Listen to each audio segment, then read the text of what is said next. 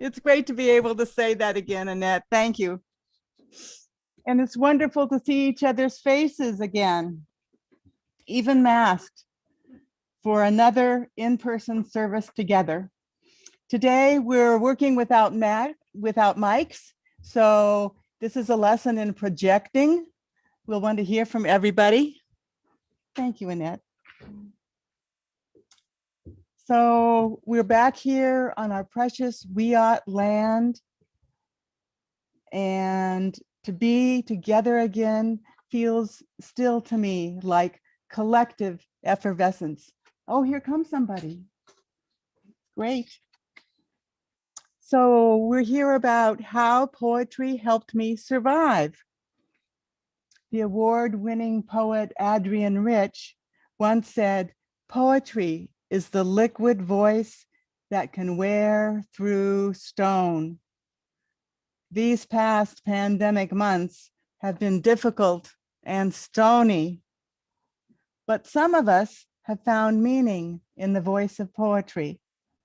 This service, we will be sharing with each other poems that have helped us make it through. I'm glad to see that some of you have gotten books from the table.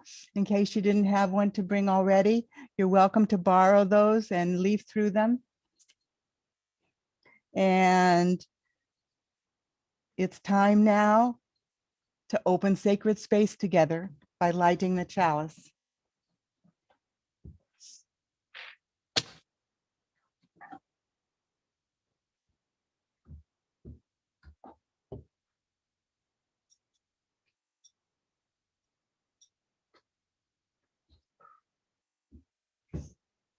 And so you began seeking a beloved community, a people that does not put fences around love, a community that holds its arms open to possibilities of love, a heart home to nourish your soul and share your gifts.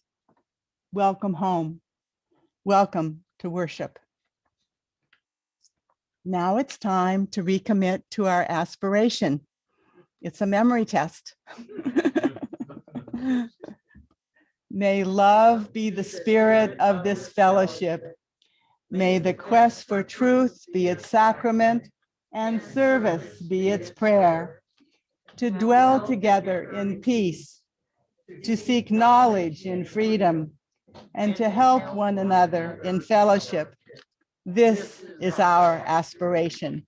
Well done, well done. We're holding on to it. It's time now to consider for a moment what's in your heart. Do you have a worry, a concern, a delight, or a joy you'd like to share?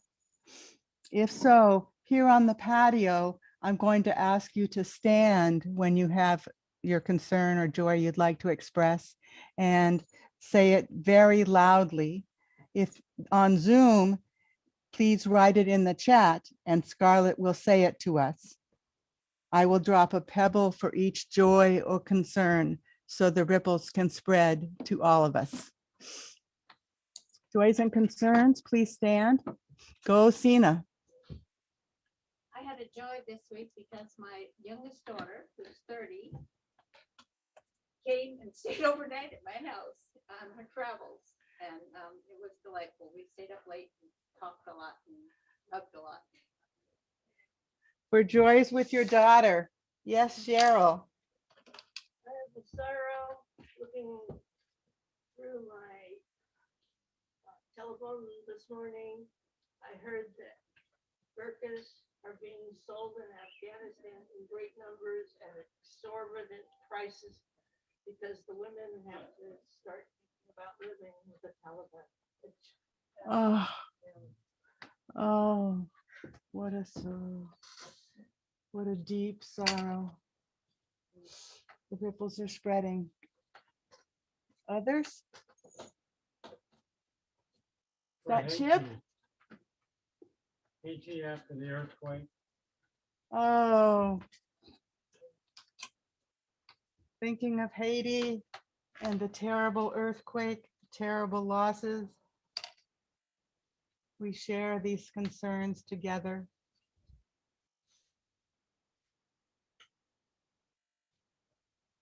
No concerns from the chat?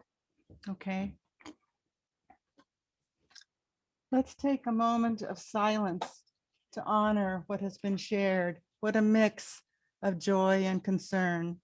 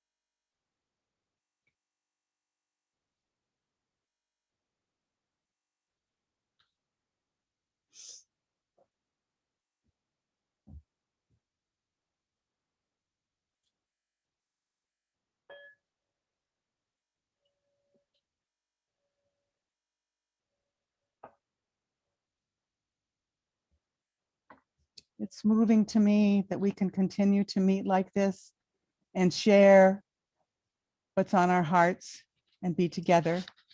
And now it's time to share our poems. If you have a poem to read on Zoom, please put it in the chat so Scarlett can share with us. Here on the patio, please stand, tell us a little bit about the poem and what it means to you, who the poet is, and read it all quite loudly. How am I doing, Bertie? Can you hear me? Okay, great. I'm going to begin with a poem called Gate C22. It's by a woman who is perhaps my favorite poet and teacher of poetry, Ellen Bass. She lives in Santa Cruz. She's great at capturing wonderful detail, but also moving and numinous moments in the everyday, even in the midst of a bustling airport. Gate C22. At gate C22 in the Portland airport, a man in a broad band leather hat kissed a woman arriving from Orange County.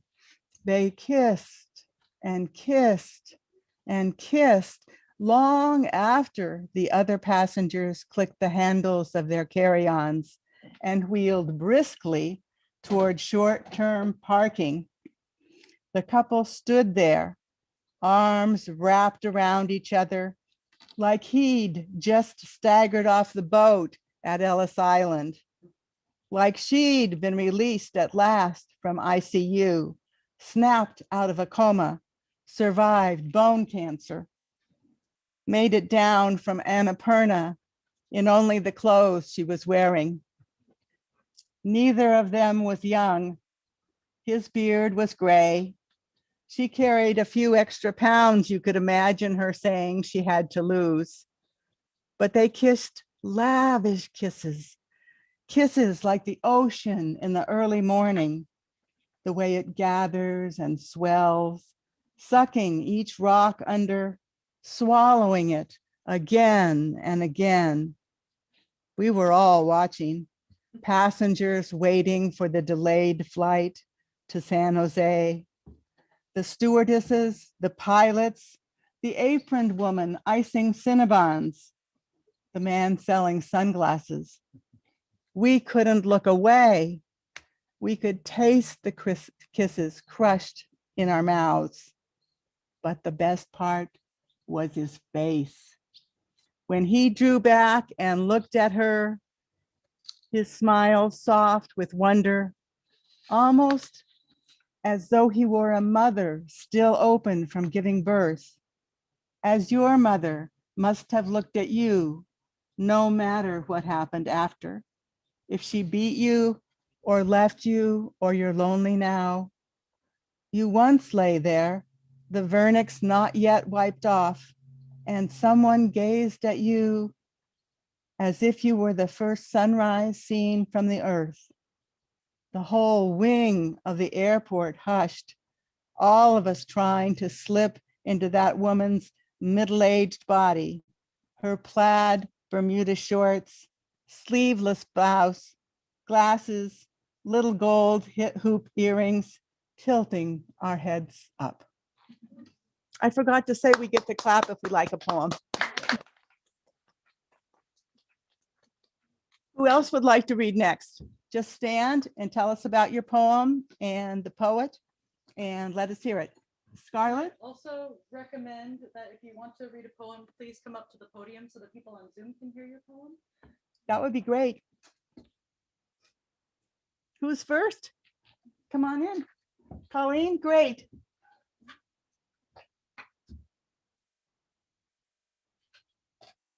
Colleen, you're going to read a poem you wrote, right? Okay.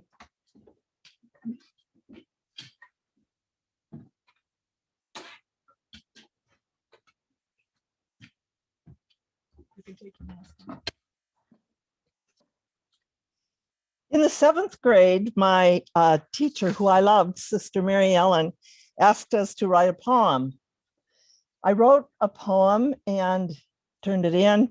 The next day, she asked me to stay after school. She looked at me very seriously and said, "Did you write this poem?" I was crushed. I was so hurt to think that she thought that I would cheat. I never wrote another poem until I was 63 years old. After 2 bouts of breast cancer, I began to write a bucket list of what I hadn't allowed myself to do. And there were 2 things on my bucket list.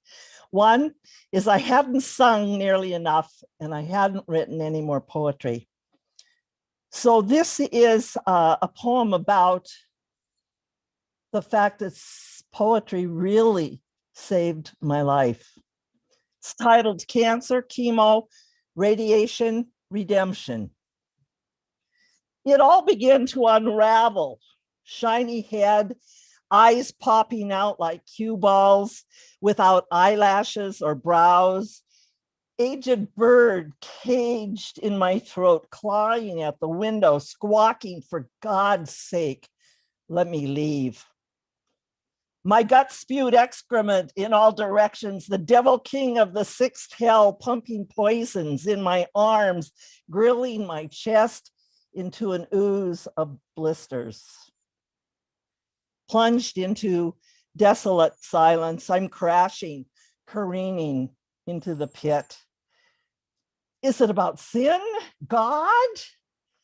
Will I eternally recycle this freeze frame terror, reincarnated again and again in the impenetrable dark? I kissed my coffin. Old crone began to laugh, shaking her head and belly like the old harlot she was. "Darling, what's to lose? It all evaporates anyway. Go to Marrakesh. Sign up for the coup. Run naked in the street. Doesn't matter what anyone thinks." Bored with it all, she sighed and left. Slowly, I raised the edge of the lid. Spikes of luminance penetrated the dark. Sweet nectar announced herself. Lady Poetry. She extended her hand. Gratitude, like thick honey, covered my wounds.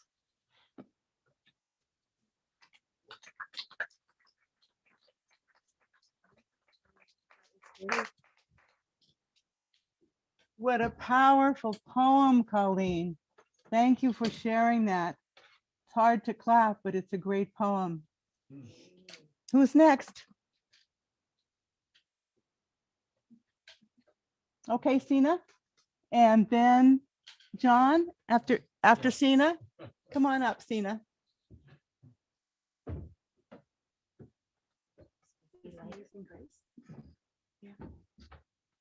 My friend Colleen invited me to join the poetry group about 2 years ago. And I didn't have a poetic bone in my body, nor did I have an affinity for poetry. But I'm sure glad I did. The group's so supportive and positive, and we have learned so much about each other and grown closer as well. Pat gives us assignments, which are optional, but lead us to explore our feelings, our emotions, our memories, our hopes and dreams, and our relationships. These explorations are therapeutic and fun. The poem I wrote was written following a rather exasperating experience of refilling a hummingbird feeder on my porch one day. And I went outside and set up the ladder so I didn't tip off a stool or anything like that. I wouldn't fall down. I was being very careful, very thoughtful, and put the hummingbird feeder up in the eaves and hooked it on the wire, got down, folded up the ladder, and proceeded to walk forward to put the ladder away. The top of the ladder hit the bottom of the hummingbird feeder and poured sugar water all over my head. So when I got inside, feeling terrible, I sat down and wrote this poem. It's called Aging with Grace. I don't know her well. I do know that Grace does not want to move in with me. My nervous system is getting hiccups. Sometimes my feet are not where I think they are. I trip over things like slippers, mats, extension cords. I bump into stationary objects like stools, tables, or corners of counters. Going up steps, my toes trip me, and going down steps, my heels hit the steps. It must be my bifocals, that's what I say. My fingers don't grip as well. I drop things more often. I have trouble opening jars. Never mind those things wrapped in plastic. Even though I'm losing height, I can't reach my toes without sitting down. My knees and toes and back object terribly to those moves. Have you noticed that shelves are higher now? Handling minor repairs is getting to be impossible when you can't turn the screwdriver successfully because you can't see the slot in the screw. If you find a needle with a hole large enough to be able to thread it, you tear a hole in the garment that you're trying to repair. Picking up a dropped pin is fun too. Bending over to find them, or heaven forbid, getting down on your knees and trying to get up again. Everything takes longer to do because of adjustments needed. You absolutely cannot rush or you will forget the shopping list, or maybe the keys, if you remember where you put them, or the cell phone, or your purse. When you do get it all together and get in the car, you're lucky if you remembered it's the right day. Despite the wall calendar, the desk calendar, the appointment book, or the memo you put in your phone with hopefully matching dates, you need to check the calendar before you go to bed and again in the morning when you get up, and then check to see what day it is. It might help to set the alarm on your smartphone or your dumb clock, or tell Alexa to wake you up. Emails help if they're checked daily, and texts need to be reviewed as well. Appointments, events, Zooms, birthdays, it's all too much. Now I know why my mother had a list to check off before she went to bed. Lock the doors, turn off the lights, turn off the stove burner, let the dog out and back in again. Speaking of pets, aren't you glad they can't talk? If you forget to clean the litter box or let them out, they may leave you a reminder, but they don't complain. They let you stay up late and they let you sleep in, and they still love you. My mind is starting to play tricks on me too. I can remember my kids' names, although I have mixed them up. But have you ever forgotten your partner's name when introducing them to your friend? I have. Birth dates are often forgotten and ages of grandkids get mixed up. What I did yesterday or what I ate for dinner last night gets lost, only to magically appear a few hours later or maybe the next day. I must learn to take aging on with more patience and humor. I need to do the best I can with the harder parts, like loneliness and sadness and grief, and enjoy the good parts as best I can and whenever I can. Maybe Grace will come to visit me at times, even if she won't come to stay. Thank you.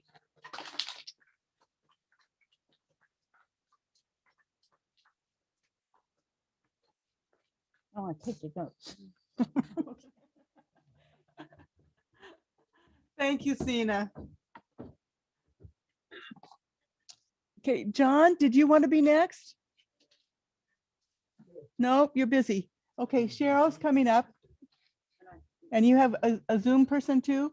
Can she wait till after Zoom, after Cheryl? Okay, I'm glad Cheryl got a book from over there for people who wanted to borrow one. Cheryl, wait. I'm going to take down your mask. So I said I wasn't going to do this, but this is a counter to my concern. A Glimpse of the Eternal by Ted Kuzer, who was poet laureate of US. And it's dedicated to our cat Dusky. Louder? Oh, I'm sorry. Okay, now I'm reading the poem. I'll work on the loud.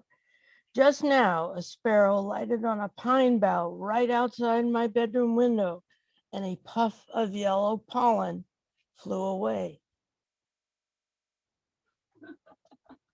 And if the cat was there, she would be chittering. Anybody? This was in the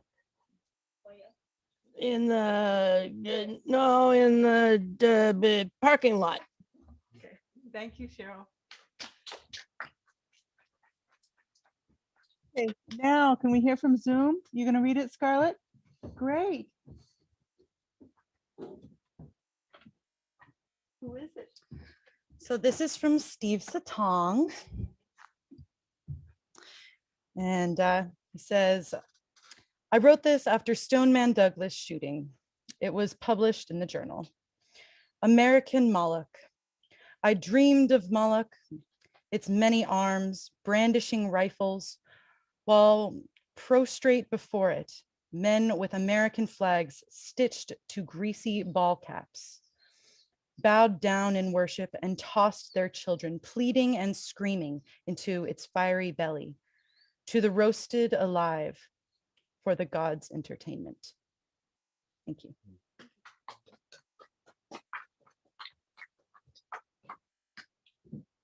Thank you, Steve. What a sobering poem. Okay, yes, I have a question. yes. Last night on Jerusalem, if anyone saw it on the cable, there was a Marquez. David, are you related to the Marquez who was on television with all the history about Jerusalem? Probably it's my nephew. Oh, really? Adam. I don't remember the first name, I'm sorry. It was wonderful. They did a wonderful resume of all the different chapters of Jerusalem. Okay, is there someone else or should I? Okay, how about John? And then I have something else for us. Okay, David, maybe after the offertory. Okay. John, come on up. Okay, thank you.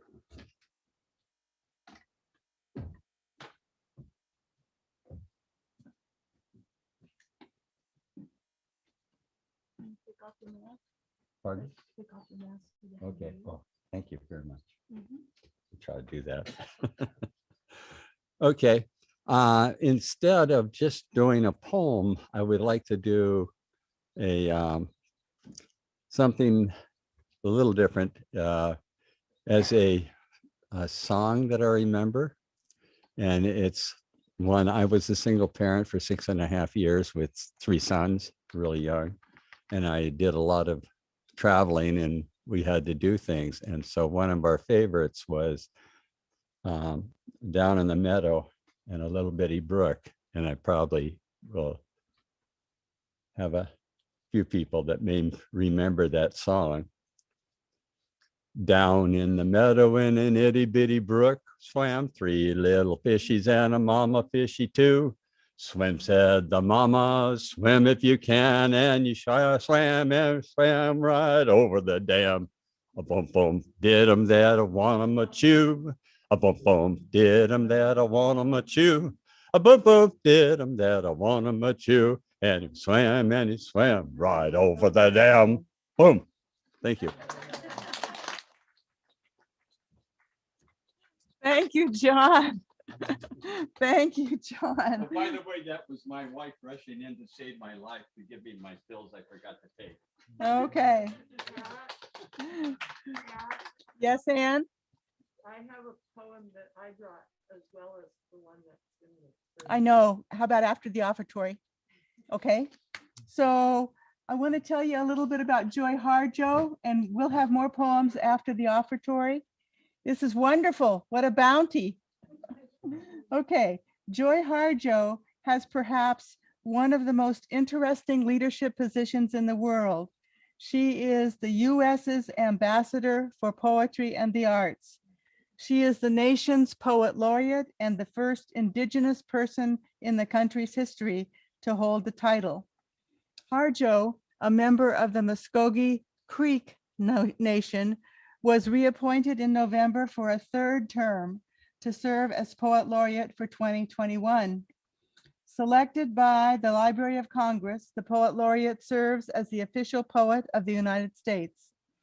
In the past year, Harjo published a visually memorizing online interactive poetry map. I think somebody has taken it. It's a big anthology. As well as a book of her own poetry, American Sunrise, which highlights the suffering Indigenous peoples endured because of forced relocation in the US.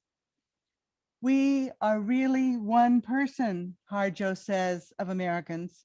My poetry helps remind me. Poetry of others helps remind me of this. Poetry demands that we listen, that we open the door to a deeper awareness that is always present in every moment, even in the ordinary. She notes that poetry can be found during times of grief, times of transformation. She says, I've been in touch with experts who tell me that readership of poetry has gone up. People go to poetry for solace. A poem can hold things that ordinary language cannot. And that's one reason Joy Harjo wound up in poetry, because 4 lines, 10 lines, and an epic poem can carry history, can carry a moment of social unrest, and perhaps point in a certain direction or shift meaning in a way with metaphor and language in a way that political rhetoric cannot. Now, Anne Kilby has a poem by Joy Harjo.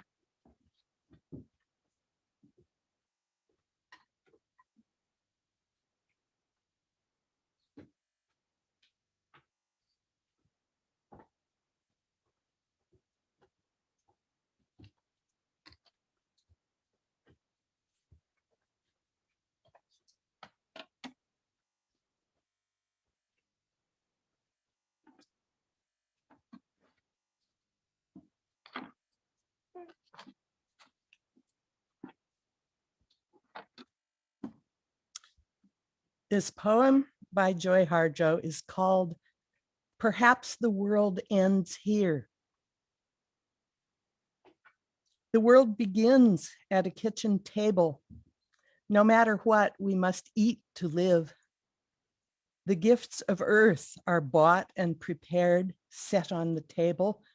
So it has been since creation, and it will go on. We chase chickens or dogs away from it. Babies teethe at the corners. They scrape their knees under it. It is here that children are given instructions on what it means to be human. We make men at it. We make women. At this table, we gossip, recall enemies and the ghosts of lovers. Our dreams drink coffee with us as they put their arms around our children. They laugh with us at our poor falling down selves, and as we put ourselves back together once again at the table. This table has been a house in the rain, an umbrella in the sun. Wars have begun and ended at this table. It is a place to hide in the shadow of terror, a place to celebrate the terrible victory. We have given birth on this table and have prepared our parents for burial here.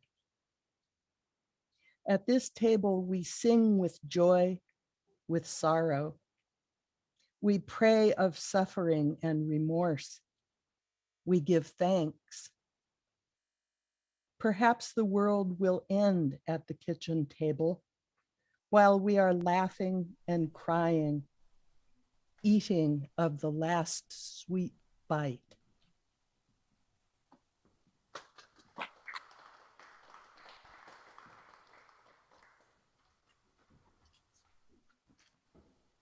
We come to this fellowship because we love what exists here. It is a living entity, and like all living things, it must nurture. It must be nurtured and have sustenance. Its breath and its heartbeat, its life itself can only be derived from its living components, us. While Annette plays the offertory, let us prepare our generous donation that can be dropped later in the basket on our way out the meditation path. So Annette's going to play now, and then we'll hear some more poems. And I'm going to write a check.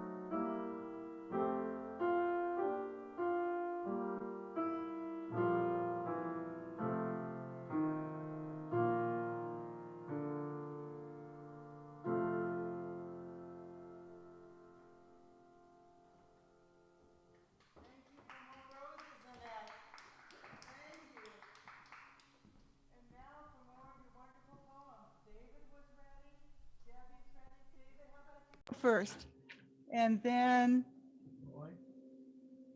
Roy, and then Debbie. Gosh, it's great.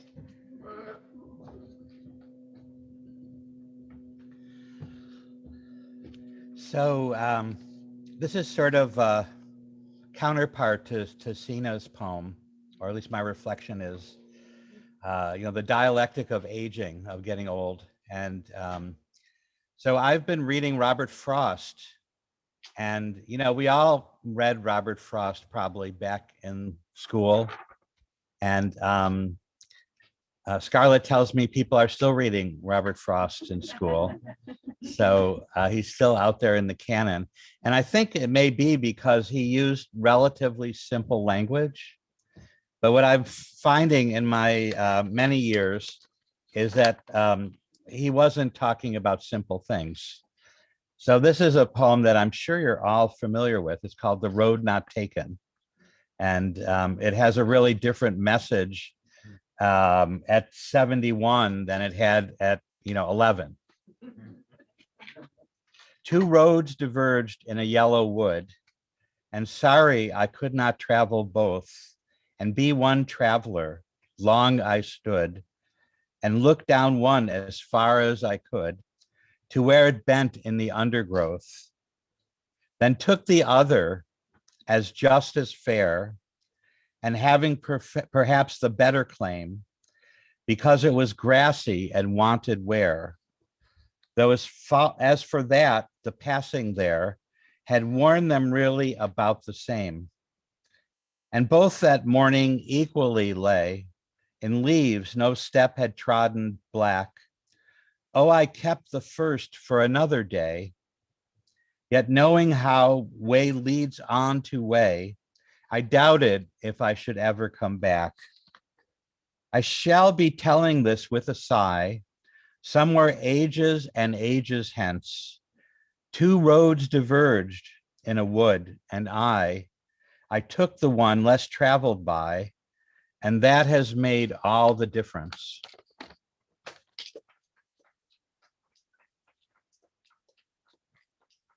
Thank you so much, David. Boy, he doesn't get old.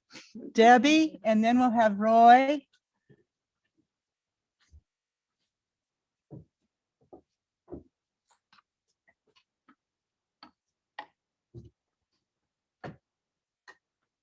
I'm reading a poem called Ars Poetica, which is a form of poetry that praises poetry itself. It's written by Beth Ann Fennelly, who is the poet laureate of the state of Mississippi, where she teaches in the university.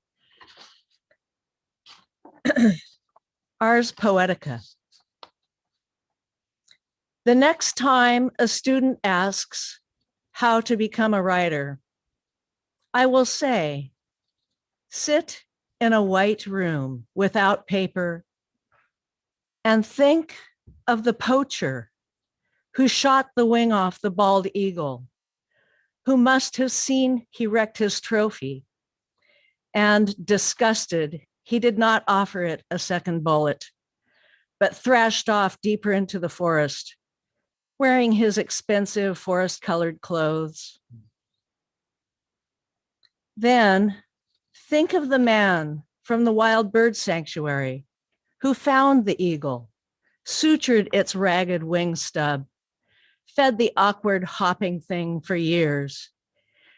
And before it died, he harnessed it into a hang glider and took it to the mountain. So one last time, its hollow bones could float. So one last time, its eyes could scour the forest floor from hunter's height. So one last time, its talons could tear the gauzy cloak of sky, flying in the face of God. That one last time. Think of the poacher. Think of the birder. Alternate, shortening the intervals. Don't forget to breathe. When you can hold both of these men in the palm of your mind at the same time, love, come find me and teach me.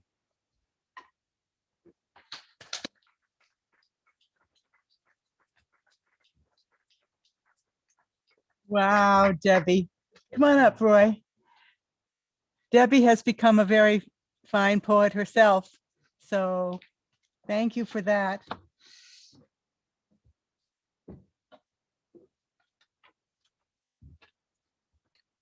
So I'm going to read a poem that I wrote maybe 4 years ago, shortly after coming up to Humboldt and discovering kind of the ashes of a redwood tree, you know, in the redwood park, and it's kind of a way of escaping from, you know, the kind of mess that the world was in. So it's called Jonah's Dream. The roadies are late this year. No time to bloom or wither. I swim in darkness, clinging to the wet warmth of a redwood's heart, burnt so that I might dwell and peek away from the disrupted, away from the trembling world.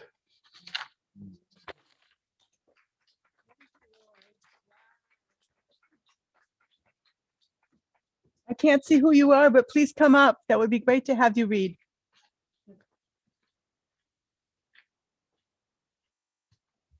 And your sign says David? Doug. Doug, Doug, welcome.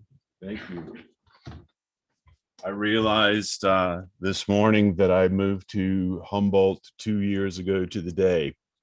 And it took a few months to find this fellowship, and then it sort of melted away.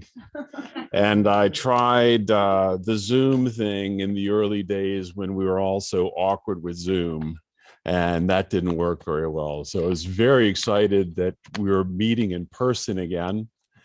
And checking my email this morning at 10:30 to be here at 11, I saw, oh, you should bring a poem. So fortunately, this came across my newsfeed just this morning. It's written by Shalon Harkin. I know nothing about who that is, but I hope that this would be appropriate. And I hope it follows on Roy's poem well.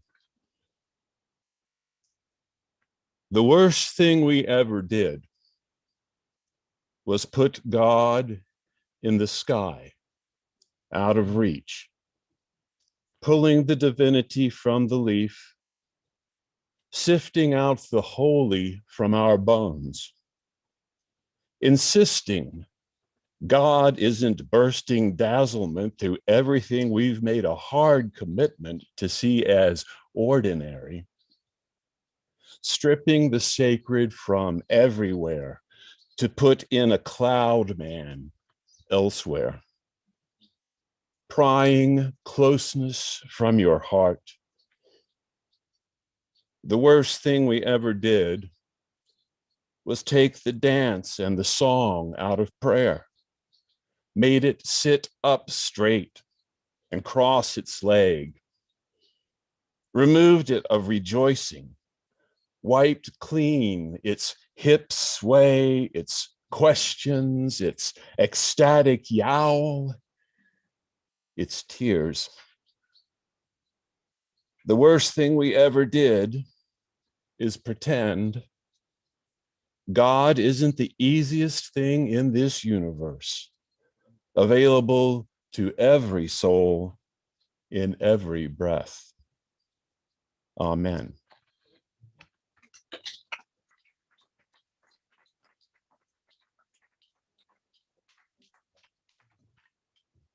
Wow, Doug, thank you.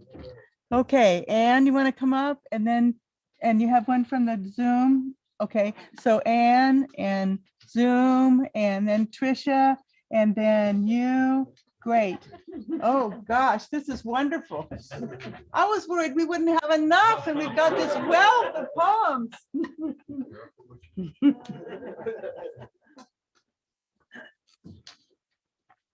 I hope sometime to find out who wrote this, but I don't now. I received as a gift a set of something reminiscent of prayer flags with images of mushrooms. And on each of them, going round the margin, is this poem. May we absorb the toxins of the world and transform them into a network of connection and positivity. May we fruit unexpectedly. May we hear the call of the soft, fleshy forest floor. May the rains cause us to emerge from the dark and explode into beauty. May we be conduits for magic. May we feel celebration in the soft tickle of the tiny. May we fruit from the net of interconnection. May we gather beneficial nutrients and live symbiotically and share our energies through being. May we humbly offer nurturance to all beings that we touch. May we nurture the web of life. May we be magic. May we be humble and soft. May magic flow through us.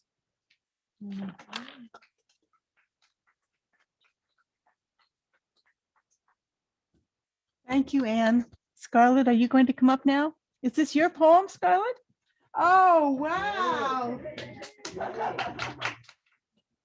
So this is a poem and a dance, and you guys are welcome to do it there in your seats with you or stand up if you want, or if you're on Zoom, do it in your home. But this is something that I shared a lot with the RE kids, and it is something to align yourself and keep you grounded in this weird time that we're in. And it was created by Sherry Glazer, who's a comedian from Mendelssohn, and it's called the Boom Chakra Lakra. So if you would all repeat after me. I am. I am. I feel. I feel. I feel. I am. I feel. I will. I will. I will. I am. I feel. I will. I love. I love. I love.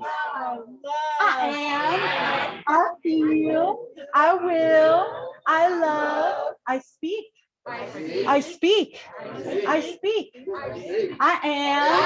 I feel. I will. I love. I speak. I see. I see. I see. I am. I feel. I will. I love. I speak. I see. And I know. I know.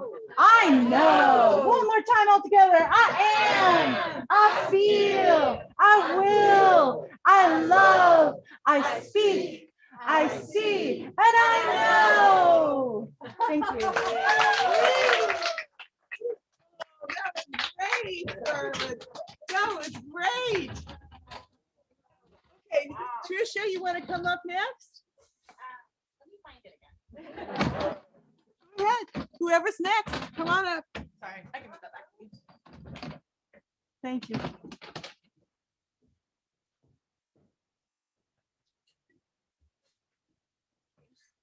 Ariana, welcome. Yeah, I was here last time. So hello, it's my first time. I just moved to Humboldt last week. Yeah, so I'm gonna recite a one-line poem, so hear out for it. But it just meant a lot to me. I found it when I was 18. And I'm sure I'm not the only one here that's dealt with deep depression. And it's funny because I joined the UU that year and I found this poem in a book that was at a UU book sale. It's by an unknown author. But Doug's poem kind of reminded me of why this was so meaningful to me. So here it is. I may have lost my smile, but don't worry, the dandelion has it. And that kind of just, it saved me, which is interesting. So, okay. Okay. I may have lost my smile, but don't worry, the dandelion has it. Oh. And then 4 years later, I was a summer camp counselor, and my camp name was Dandelion because of that, So, or Dandy. So. Thank you. Hey, Trisha, are you ready? And who else has a poem? Chip does? Okay, and then Cena has one for us after Chip. Come on up, Trisha. Great. Hello. So this is one of the books shared with us. The author is Rita Dove. You know, she was a poet laureate. Well, I do now. She was a poet laureate. This poem is called Against Flight. Everyone wants to go up, but no one can imagine what it's like when the earth smooths out, begins to curve into its own implacable symbol. Once you've adjusted to chill the foot soles, what to do with your hands? Can so much wind be comfortable? No sense looking around when you can see everywhere. There'd be no more clouds worth reshaping into daydreams, no more daybreaks to make you feel larger than life. No eagle envy or fidgeting for a better view from the 18th row of the theater. No more theater for that matter, and no concerts, no opera, no ballet. There'll be no distractions except birds who never look you straight in the face.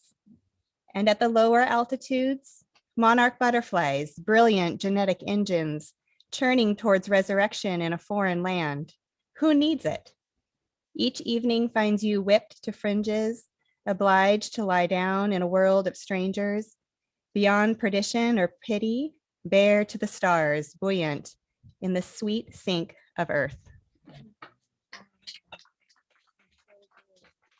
So good. Chip, you gonna come up? Oh, great. Is there anybody else? I hope Bob is going to. Bob has written such beautiful poetry and music. Okay, well, I know Cena has a poem for us, but I can't see if anybody else is. Go, Chip. This poem impressed me a long time ago, several years ago. And it's by Gary Snyder, who wrote much about his relationship with Turtle Island. And I really appreciated his perspective on a huge, serious phenomenon, something that's beyond the grasp of any of us now here on Turtle Island. It wasn't San Andreas' fault. It wasn't mine. Things just started sliding.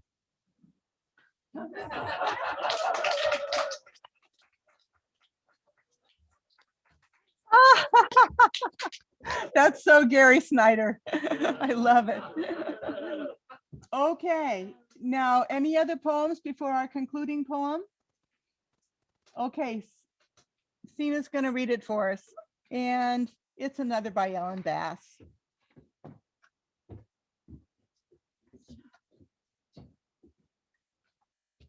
Here's a real poem. Not mine. The Thing Is by Ellen Bass. To love life, to love it even when you have no stomach for it, and everything that you've held dear crumbles like burnt paper in your hands, your throat filled with the silt of it. When grief sits with you, its tropical heat thickening the air, heavy as water, more fit for gills than lungs. When grief weighs you down like your own flesh, only more of it, an obesity of grief, you think, how can a body withstand this? Then you hold life like a plain face between your palms, a plain face, no charming smile, no violet eyes. And you say, yes, I will take you. I will love you again. Thank you.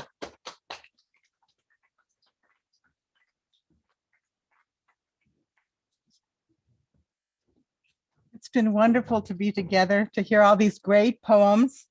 Thank you so much. I'm sorry to say that for everyone's safety, there will be no coffee hour until some other time.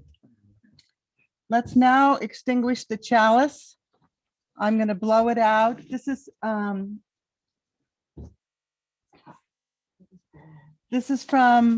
that anthology created by Joy Harjo. It's called There Is No Word for Goodbye by Mary Tallmountain. Sequoia, I said, looking through the net of wrinkles into wise black pools of her eyes. What do you say in Athabascan when you leave each other? What is the word for goodbye? A shade of feeling rippled the wind-tanned skin. Ah, nothing, she said, watching the river flash. She looked at me close. We just say, "Sla." That means, see you. We never leave each other. When does your mouth say goodbye to your heart? She touched me light as a bluebell. You forget when you leave us. You're so small then. We don't use that word. We always think you're coming back. But if you don't, we'll see you someplace else. You understand? There is no word for goodbye.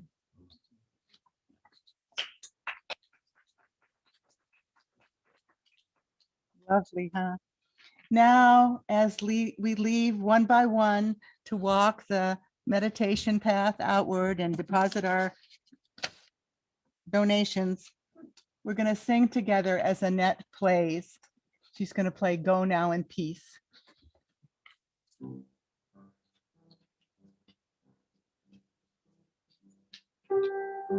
Please go now in peace.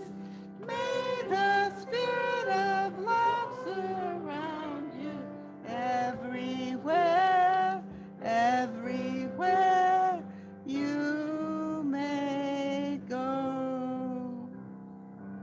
Go now in peace, go now in peace. May the spirit of love surround you everywhere, everywhere you may go.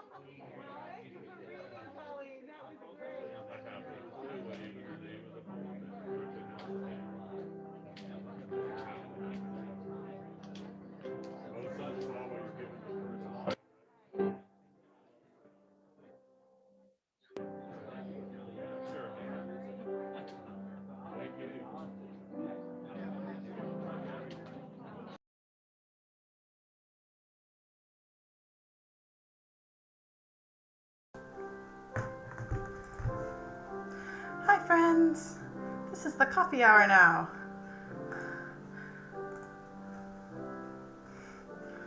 If you want to go to gallery view so you can see everybody who's here.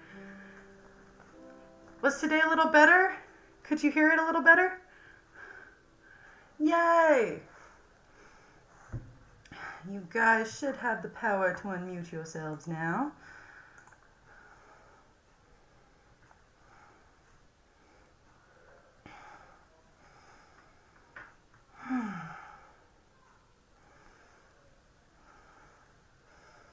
Happy Sunday, everyone. Hello there. Hi, Chris.